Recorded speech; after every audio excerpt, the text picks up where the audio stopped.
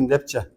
Анан Кыргыздан дагы бир даанышман айткан экен, биринчи жолу ушул бул таанышуу, экинчи жолу ушул бул достошуу депчи. Анткени ушул жалпы журналистиканын көйгөнүн ушул жерге алып чыккан бул уюштуруучуларга эң биринчи баарыңыздарга терең ыраазычылык билдирем. Рахмат. Ошол журналисттер бирикмесине, бул уюмдарга рахмат. Эми убакыт өтө тар бердиңиздер, өтө проблема көп эле, бирок ошондо болсо дагы мен 3 гана маселеге кайрылгым келет, кесиптешимди толуктап. Бул биринчиси бардык тармактарда болуп аткандай эле биздин региондук журналистика же болбосо жеке редакциянын өзүндө деле биринчиси бул кадр көйгөйү. Жаштар нока таңына келүүдөн же райондук гезиттерге баруудан бир аз качып калды. Жаштарды бүгүн, жаш журналисттерди көбүнесе бүгүн блогерлик алар үчүн кызыктуу. Бул биринчи көйгөй, бизди кыйнап аткан кадр маселеси.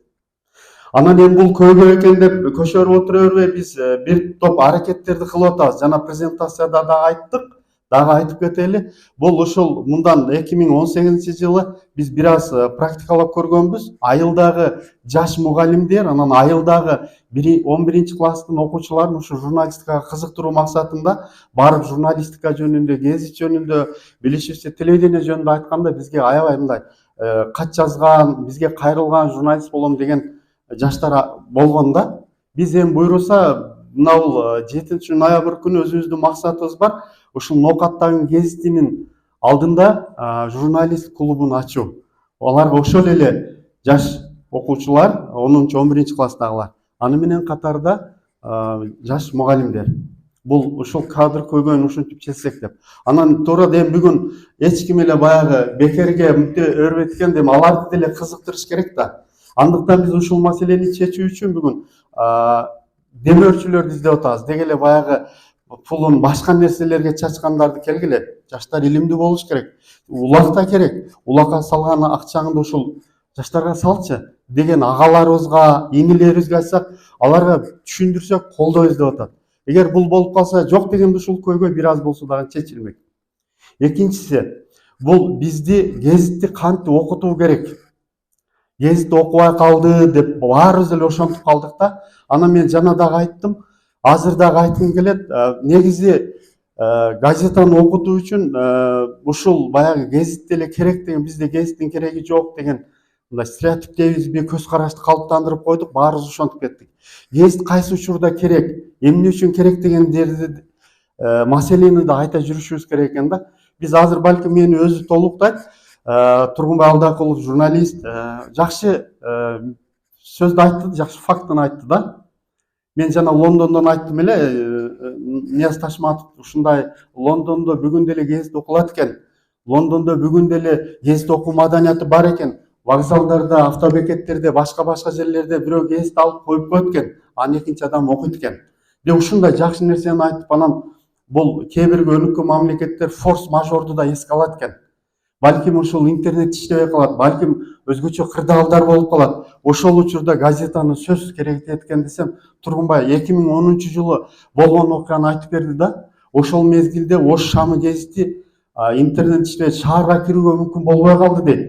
Үчүнчү күчтөр ушунчалык күч күчтөп турганда шаардык гезитке, элди ынтымактыкка, биримдикке чакырган кыска макалаларды биз таркатып берип аттык дейт. Махаллаларга, кварталдарга. Анын саарында мындай учурларда да газета бар экен да. Анан биз бардык мындай жолугушууларда, кээ бир чогулуштарда, жыйындарда айтабыз да, бүгүн биз баарыбыз күнөөлөйбүз, жаштар сабатсыз болуп калды деп. Фейсбуктан жазгандарын сындайбыз, WhatsApp группалардан жазгандарын сындайбыз. Бирок ошол сабаттуулукту өнүктүрүүгө, өстүрүүгө, жоюуга бул газетанын ролу чоң да. Гезиттин. Бизде ушундай окуялар болгон, кээ бир мугалимдер өздөрү туура мындай жаза албаган учурлар болгон да. Анан тамашалайбыз. Гезит окуйсуңбу десе, жок, ким окуйт агай дейт да. Жок, ким окуйт эмес, сен окушуң керек.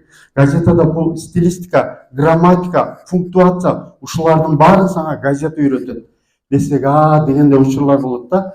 Эми биздин көйгөй, биз мына бул форумдан бир жыйынтык алып, бул форумдун негизги максаты ушундай көйгөйлөрдү алып чыгуу.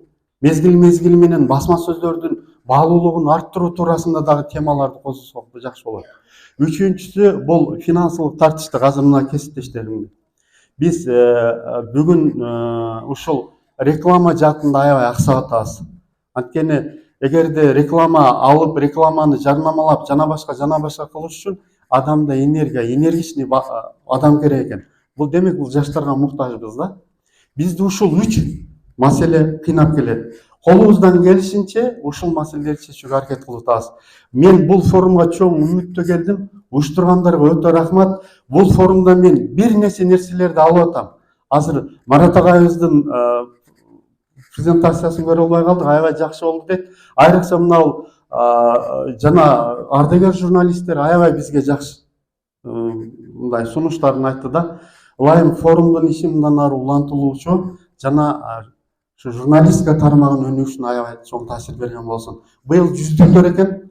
Быйыл журналисттиканын 100 жылдыгы экен. Быйыл Кара Кыргыз автономиялык областынын